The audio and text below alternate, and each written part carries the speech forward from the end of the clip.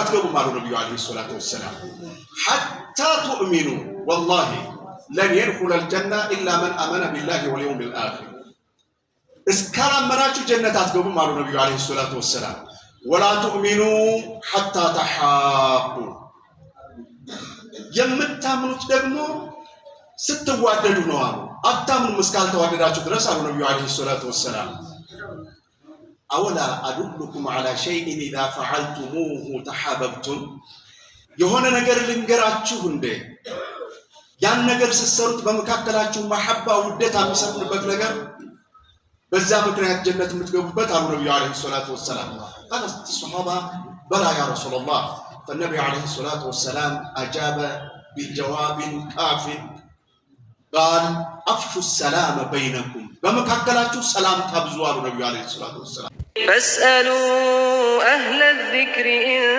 كنتم لا تعلمون هذا هو يعني الله جل جلاله هذا تلقوا مرحاتين هنا والمساعدة المتبادلة مسلم لمسلم ችግር ሲያጋጥመው ኢሚዲየት ሆነ ወዳውኑ አክሽን ይወስዳሉ ይዋደዳሉ ስለሚዋደዱ የሚወደውን አካሉን የሆነ ነገር ሲነካው ቢያንስ በትንሹ ዱዓ ያደርግለታል ዛሬ ላይ በተለያዩ መስዋዕት ውስጥ የሚኖሩ ወንድሞቻችን አሉ በድህነት በበሽታ በጦርነት በተለያዩ ነገሮች ማን ነው የሚደርስላቸው እነሱን እኛ ዱዓ ልናደርግላቸው ይገባል አላህ የሚደርስላቸው ኢደን መሐባ ካለ በመካከላችን ትብብር ይሰፍናል ማለት ነው ውደታ ከሌለ አንተባበርም በለንጋውም እንለያያለን ይሄን ነው وتقديم الخير للجميع دون تمييز አባቴ ይሁን እናቴ ይሁን ወገኔ ይሁን አይሁን ያይሁን የሚያስፈልገውን ኸይር የማይሆን ጉድለት ሞላለታለሁ ተወደድኩት ማለት ነው መውደዴ ምን ላይ የተመሰረተ ነው ሙስሊምነታችን ላይ በቃ ምልክታችን ይሄ ነው ስለዚህ ምን ጊዜም ቢሆን ሙስሊሞች ደስታቸውን ይመኛል አንድ ሙእሚን ትክክለኛ ሙስሊም የሙስሊሞችን ደስታ የፈለገ ያክል ቢበድለው እንኳን ያን በደሉን ምናልባት የሚቀበልበት ሌላ ነገር ሊኖር ይችላል ግን ደግሞ አይጠላውም ከውስጡ ለዱንያ ብሎ የአኺራ ወንድሙን አይጠላውም ለዱንያ ብሎ የውመል ቂያማ አብሮት ጀነት የሚገባን ሰው አይቆራረጠው ስለዚህ نعم المسلم يشعر بالفرح لنجاح اخيه حسد አይኖር አይመቀኛኝ ወንድሙ በማገኘቱ እሱ አያገኝ ብሎ አይመኝ እሱ ጤናማ ይሁን ብሎ አይመኝ እሱ መጥፎ ነገር ያገኘው ብሎ አይመኝ ሙስሊም ይሄ ነው ባህሪ محبة ይሄንን ያመጣልናል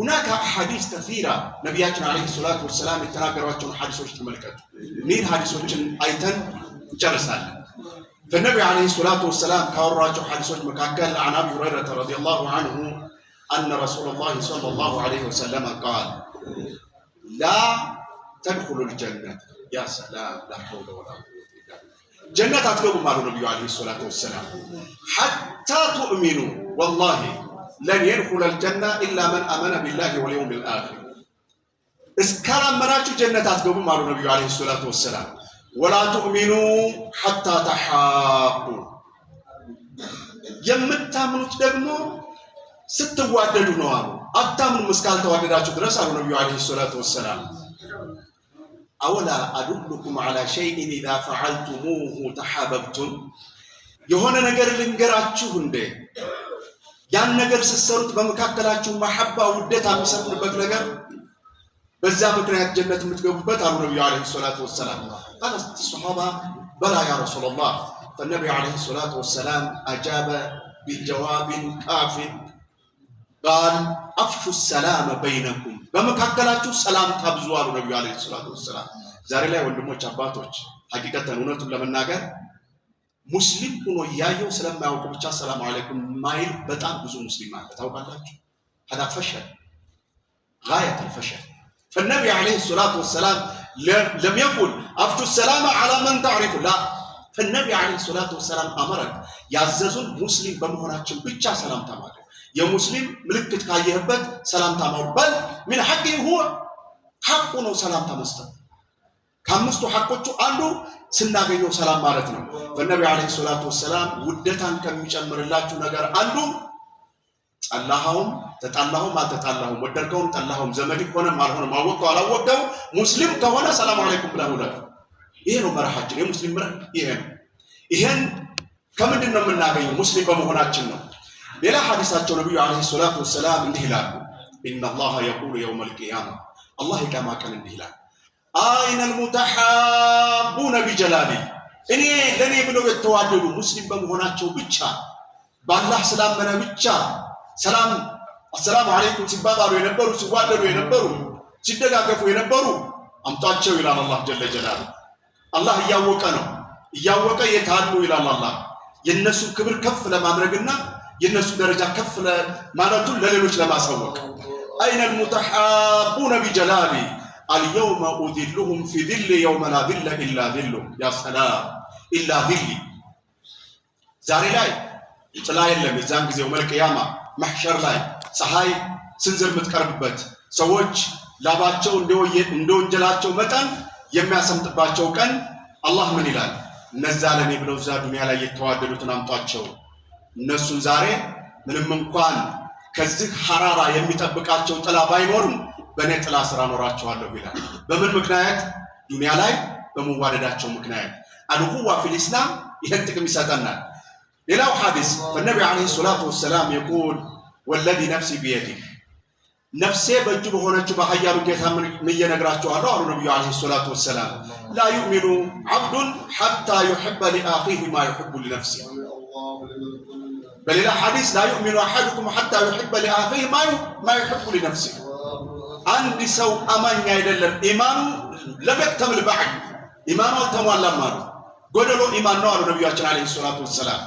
የአላህ ጀለ ጀላሉሁን ሪሳላ ያመጡልን አክረሙል ኸልቅ ይሄን ይሉናል፣ ኢማንህ ሙሉ አይደለም አሉ። ምን እስከምታደርግ? ላንተ የምትወደውን ለወንድምህ እስካልወደድክ ድረስ፣ እኛ ሊደረግልን የምንወደውን ነገር ለሌሎች እስካልተመኘን ድረስ፣ በእኛ ላይ ሊፈጸምብን የምንጠላውን ነገር በሌሎች ወንድሞቻችን ላይ እንዳይፈጸም እስካልጠላን ድረስ ኢማናችን ጎደሎ ነው። ጎደሎ ኢማን ደግሞ ነጃህ ማውጣቱ አይታወቅም፣ የጎደለ ነዋ። ወየቁሉ ረሱል ዓለይሂ ሰላቱ ወሰላም ቃለ አላሁ ዐዘ ወጀል አልሙተሐቡነ ፊ ጀላሊ ለሁም መናቢሩ ሚነ ኑር፣ የውመል ቂያማ የኑር መናቢሮች አሏቸው ለኔ ብለው የተዋደዱ ይላል አላህ ጀለ ጀላሉ። የቅቢጡሁም ነቢዩነ ወሹሃዳ፣ ያ ሰላም ከነቢያት ከሹሃዳ በላይ ደረጃ ያለው የለም። እንግዲህ የውመል ቂያማ እነሱ ይቀኑባቸዋል፣ ዱንያ ላይ ሆነው ለአላህ ብለው የተዋደዱ ሰዎች። ታዲያ አንዳንድ ጊዜ ምን ጥፋት አለ መሰላችሁ? ይሄንን ሰፊ አስተሳሰብ ጠበብ አድርገን እናስባለን።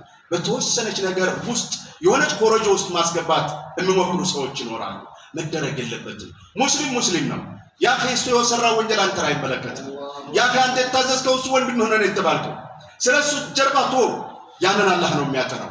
ወንድም በመሆኑ ብቻ ሙስሊም በመሆኑ ብቻ ወንድምህ ነው። ስለዚህ ለአንተ የሚወደደውን ለሱ ውደድ፣ በሱ ላይ ያለ ሐቅ እንዳለ እወቅ። የውመል ቂያማ አንተ ዛሬ ላይ በምታደርጋቸው በእነዚህ ነገሮች እሱም በመውደዱ በሱ ሰላም በማለትህ ጀነት ትገባበታለህ። አላህ ጀለ ጀላሉ ይሄ ነው የሚለው።